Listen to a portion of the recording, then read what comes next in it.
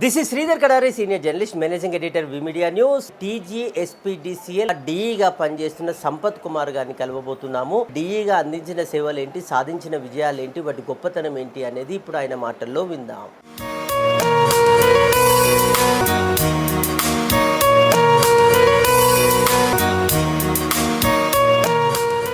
మా నాన్న నీటిపారుదల శాఖలో ఏఈగా చేసి రిటైర్ అయ్యాడు. అతను డిప్లొమా, వరంగల్ పాలిటెక్నిక్లో డిప్లొమా, అదే పాలిటెక్నిక్ నేను డిప్లొమా చేసి వెళ్ళి అతను వెళ్ళి నేను వెళ్ళి అతను ఎంతో కష్టపడ్డాడు. సర్వే డివిజన్ నుండి ఇప్పుడు ఏదైతే ప్రాజెక్టులు కెనాల్స్ కడుతున్నారో వాటి సర్వేలు చేసేది. మొత్తము అడవిలు, చెట్లు, చేదాలు, పుట్టలు రాత్రి పగలనకుండా నేను చూసాను చిన్నప్పుడు. అతను ఎంత కష్టపడితే పోతే రోజులో పోయేది. ఈ ప్రాజెక్ట్స్ అన్నీ అవుతున్నాయంటే దానికి ఫౌండేషన్, దాని బ్యాక్గ్రౌండ్ సర్వే చేసిన తర్వాతనే వాళ్ళు ఒక రోడ్ మ్యాప్ ఇచ్చిన తర్వాత ప్రాజెక్ట్ స్టార్ట్ అవుతుంది. అందులో చేశాడు.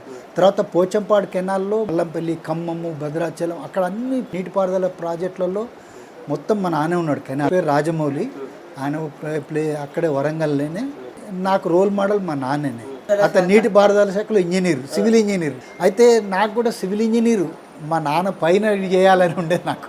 అయితే మా నాన్న ఏమన్నదంటే చదువుకోమని అంటాడు, నీకు ఎంత అంటే అంత చదువుకో. నేను డిప్లొమా వచ్చిన తర్వాత నేను జాబ్ చేసిన తర్వాత నేను బీటెక్ డిస్కంటిన్యూ చేసిన. యాక్చువల్ అతను డిప్లొమా చేసి ఇబ్బంది పడ్డాడు. సర్వీస్ మొత్తం ఏఈగానే రిటైర్ అయ్యాడు. అతను కళ్ళ ముందంటే జేఈలు అయిన వాళ్ళు చీఫ్ ఇంజనీర్లు అయింది.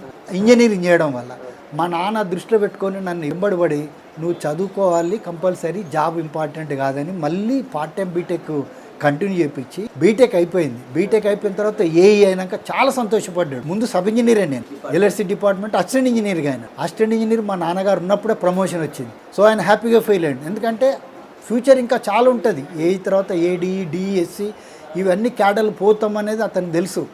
డిప్లొమా వాళ్ళకు ప్రమోషన్ అవకాశాలు చాలా తక్కువ ఉంటాయి. 4 ఇంజనీర్లకు ఇస్తే ఒక్కటే డిప్లొమా వాళ్ళకి ఇస్తే. ఆ విధంగా అతను పదోన్నతి పొందలేకపోయాడు.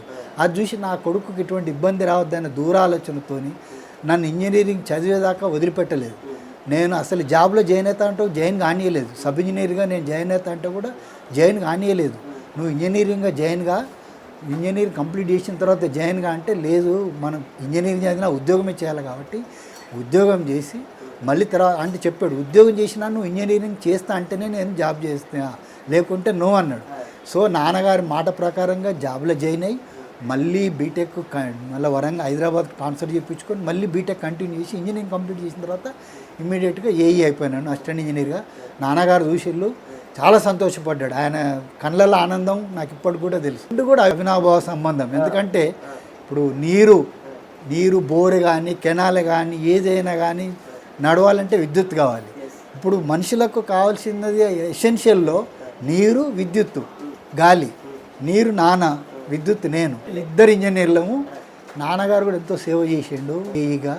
నేను కూడా నాకు సాధ్యమైనంత వరకు అన్ని రంగాలకు, వ్యవసాయ రంగం కానీ, కమర్షియల్ రంగం కానీ, అఫీషియల్ కానీ, తర్వాత అన్ని రంగాలలో చేశాను. ఆత్మతృప్తిగా ఉంది. దేవుడు ఇచ్చిన ఆశీర్వాదం అనుకోవాలా.